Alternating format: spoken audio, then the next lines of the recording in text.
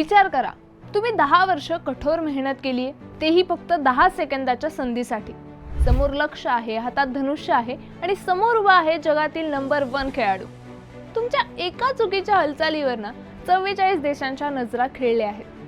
चीनच्या शांघायमध्ये असाच एक थरार रंगत आहे, जिथे भारतीय तीरंदाज जगाचं नशीब बदलण्यासाठी सज्ज झालेत.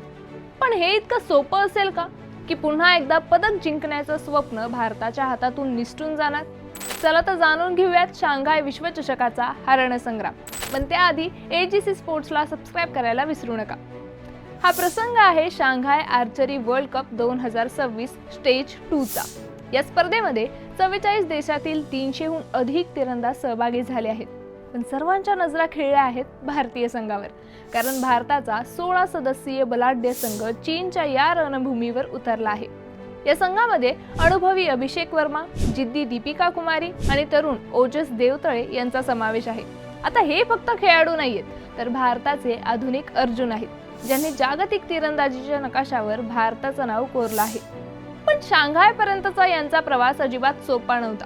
काही दिवसांपूर्वीच झालेल्या हंगामाच्या पहिल्या स्पर्धेमध्ये भारतीय संघाला मोठा धक्का बसला, विशेषतः रिकर्व्ह तीरंदाजांना. ज्या खेळाडूंकडून पदकांची अपेक्षा होती ते सुरुवातीच्या फेऱ्यांमधूनच बाहेर पडले.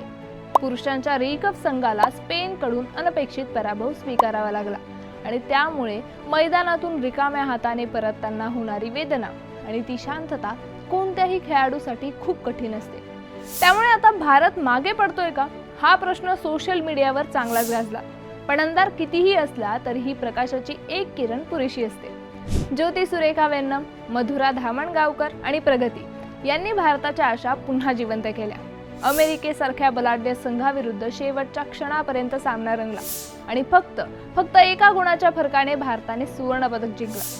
मित्रांनो, त्या एका विजयाने संपूर्ण भारतीय संघाला एकच संदेश दिला: आपण संपलो नाहीये, आपण आता खरी सुरुवात केली आहे. आता 5 ते 10 मे दरम्यान शांघायच्या युआनशेन स्पोर्ट्स सेंटर येथे खरी लढाई सुरू झाली आहे.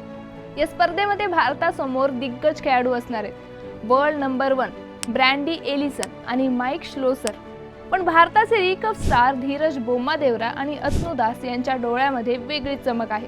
महिलांमध्ये दीपिका कुमारी पुन्हा एकदा आपल्या अनुभवाच्या जोरावर जगाला आव्हान देण्यासाठी सज्ज आहे. आता ही लढाई फक्त पदकांसाठी नाहीये, तर सप्टेंबरमध्ये साल्टिलो येथे होणाऱ्या वर्ल्ड कप फायनल राऊंडसाठी आपली जागा निश्चित करण्यासाठीची आहे.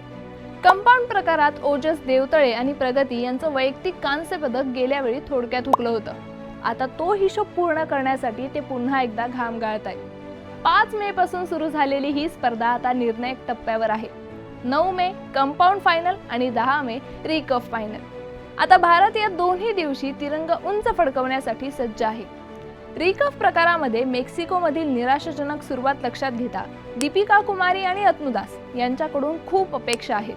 तर संघाच्या पदकांच्या आशा प्रामुख्याने कंपाऊंड तिरंदाज ज्योती सुरेखा वेन्नम, आदिती स्वामी आणि ओजस देवतळे यांच्यावर अवलंबून आहेत. म्हणूनच आता शांघायमधील भारताची कामगिरी आशियाई खेळासाठीची दिशा ठरवणार आहे. तर या आठवड्यामध्ये दिग्गजांची प्रतिष्ठा पणाला लागेल, नवीन विक्रम घडतील आणि नवे चॅम्पियन्स उदयाला येतील. बाकी तुम्हाला काय वाटतंय? दीपिका कुमारी आणि धीरज बोम्मादेवरा यावेळी भारताला सुवर्ण पदक मिळवून देतील का, की पुन्हा एकदा कंपाऊंड महिला संघ बाजी मारेल?